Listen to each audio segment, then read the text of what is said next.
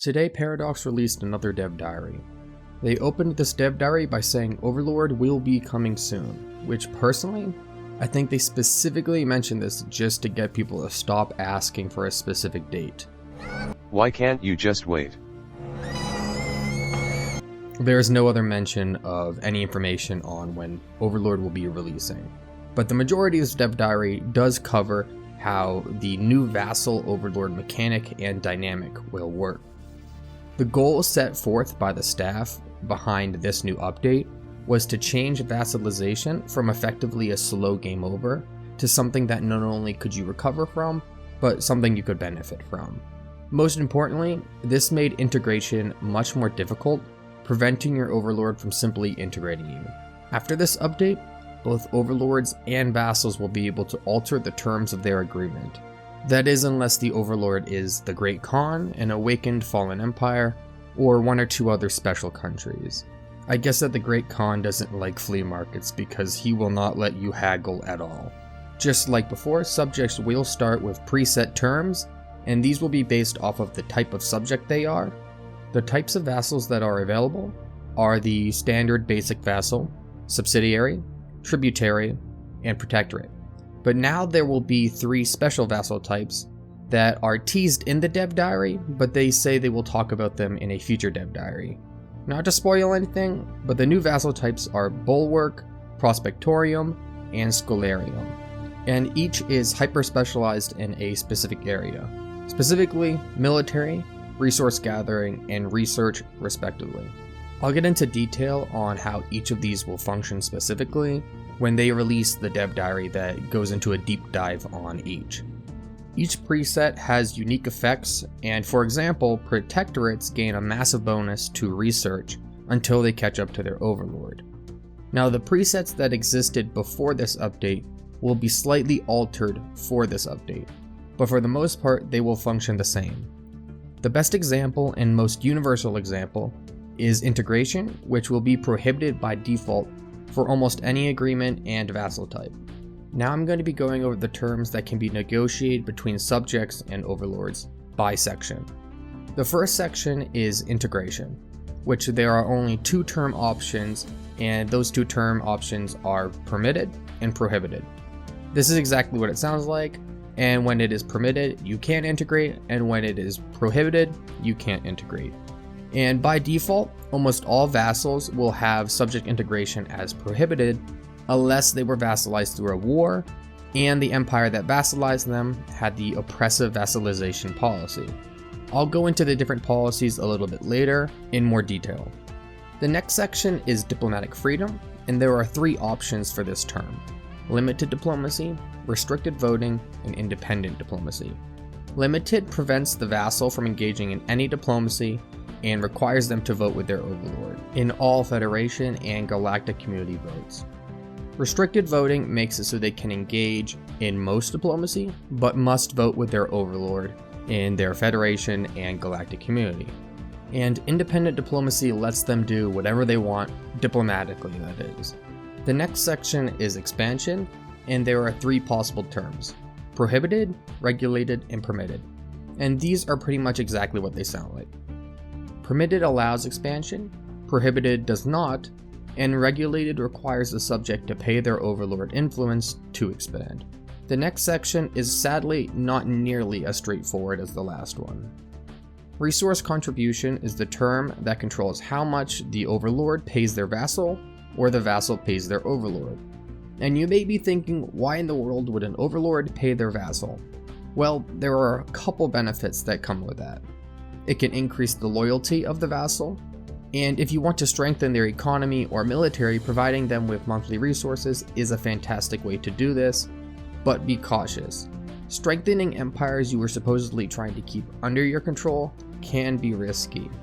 The 4 categories of resource that the vassals and overlords can exchange are basic, advanced, research, and strategic resources. Research and strategic resources are exactly what they sound like, while basic is energy, minerals, and food, while advanced is alloys and consumer goods. These contributions are a percentage of their overall income. Now, while you are sending one kind of resource to your vassal can also be paying you another kind of resource.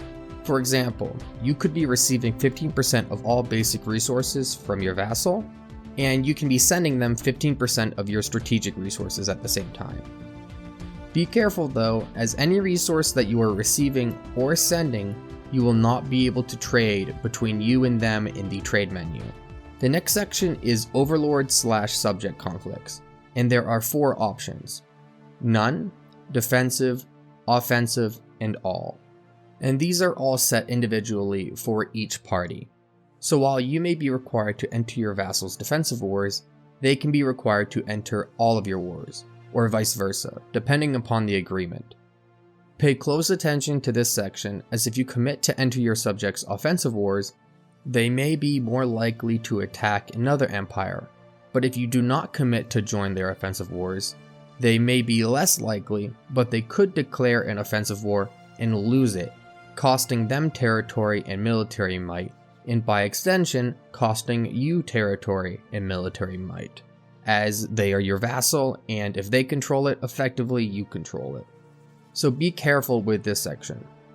The next section is holding limits, and while I'll go into detail what holdings are a little bit later, a good way of thinking about holdings are effectively non-corporate based branch offices. You are limited to 0 to 4 holdings in each empire you have a vassal, and the agreement determines whether you can build the max 4, none, or somewhere in between. You can automatically build the holdings of your choice through the Subject Agreement tab, and they will be built automatically on their capital. If you want to manually choose which world to build them on, you can build them in the exact same way you would build branch offices. Something they did not mention in the dev diary is that branch offices do not interfere with holdings, or the other way around. So hypothetically, a planet could have 4 branch office buildings built, and 4 holding buildings built. Finally, the last section is shared sensors, and there are only 2 possible terms you can choose from: independent sensors and unified sensors. This is quite simple, and independent sensors is exactly what it sounds like. You don't share any sensor data, while unified sensors, you do. It's almost always a good idea to do unified sensors, as it boosts the loyalty with little to no negative impact. It is important to note, while thinking about these terms, that some subject types have a fixed minimum or maximum of different terms. For example, tributaries, subsidiaries, and prospectorias always provide at minimum 30% of basic resources to their overlord, and this cannot be negotiated below that number. These terms can also be limited by civics or for other reasons. A great example of this is the Feudal Society civic, which makes it so you cannot have the expansion prohibited term. You must join subject wars to some degree, either defensive or offensive, and you must allow subjects some diplomatic freedom. Additionally, remember, while setting these terms, they can affect loyalty both immediately and over time. For example, independent diplomacy grants +5 loyalty instantly, as well as 0.5 per month. If a subject is ideologically opposed to a term, it can increase the cost of loyalty, and the reverse of that is also true. And most importantly, every time the agreement is changed, there will be a 5-year cooldown before it can be changed again. When a vassal is acquired, it counts as changing the terms, so immediately following either conquering a vassal or peacefully agreeing to a vassal agreement, neither party will be able to change the terms for 5 years. When changing vassal agreements, it will also cost influence. Not mentioned in the dev diary is that the more terms that are changed, the more influence it will cost, and you can use influence to deny term agreements from your overlord. So if you are a vassal and you allow yourself to have a low influence count, you are playing a very dangerous game.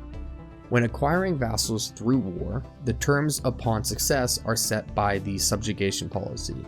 There are 3 possible policies, as you can see on your screen, and each sets the terms that a newly conquered vassal will start out with.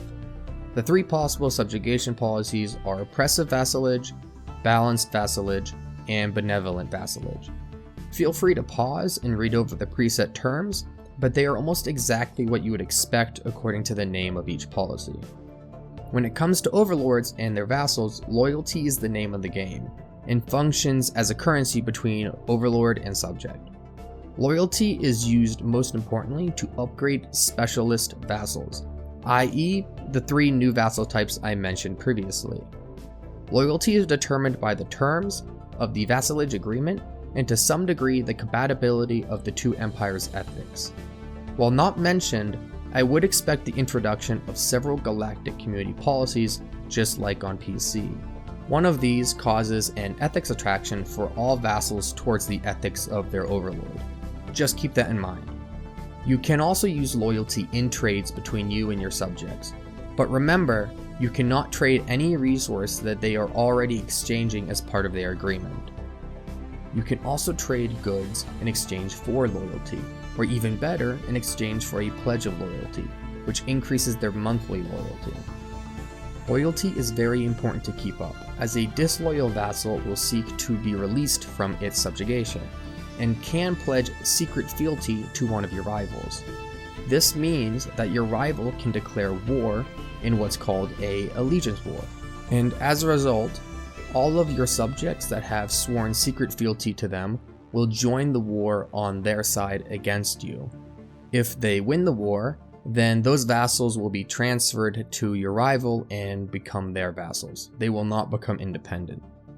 While not mentioned in the dev diary, if multiple of your vassals have declared secret fealty to the empire declaring war on you, all of them join the war against you, not just one.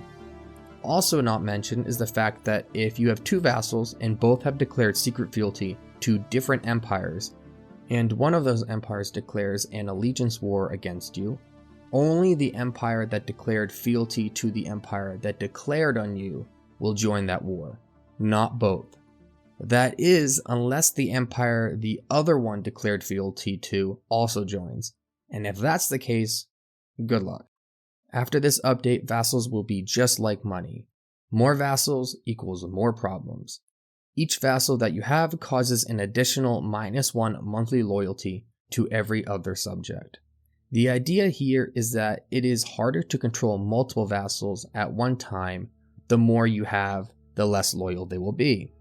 Just a small tip, if you have multiple small vassals, but you don't want to just integrate them and control all of their territory directly, integrate each one at a time, and pick a vassal or 2 that you like the most, and give them the territory after you've integrated them. Boom. Bigger vassals, same amount of territory, but less loyalty lossage. Granted, this might be more trouble than it's worth, as you can remove the loyalty lossage through the feudal society civic, the franchising civic, or the shared destiny ascension perk. But remember, the feudal society civic limits some of the terms that you can choose. As promised, I will be going into a little bit more detail when it comes to holdings now. As previously mentioned, you can build 0 to 4 holdings in each empire, but you can only build 1 if you do not have the Overlord DLC. The amount that you can build is also controlled by the agreement between the vassal and the Overlord. These holdings can be beneficial for both the Overlord and the subject, or just the Overlord. They can also both positively and negatively affect loyalty. Usually the buildings that negatively impact loyalty benefit the Overlord, but not the subject, and those that positively impact loyalty benefit the subject. That isn't always the case, and a great example of this is one of the holdings they show in the dev diary, the Overlord Garrison, which increases loyalty depending on how many armies the Overlord has on the planet, but decreases the happiness. There are 20 kinds of holdings total, and some of these are limited to the specialty vassals, and while I would go over each of the 20 holdings, that could be a video on its own, and this video is already getting pretty long. So if you'd like to see a video on all of the holdings, let me know down below. I have attached a link in the description on the 20 holdings, and if you found this video to be helpful, press the like button, and if you want to be alerted when I release next week's video on the Dev Diaries, make sure to subscribe and ring the bell. I hope to see you next week.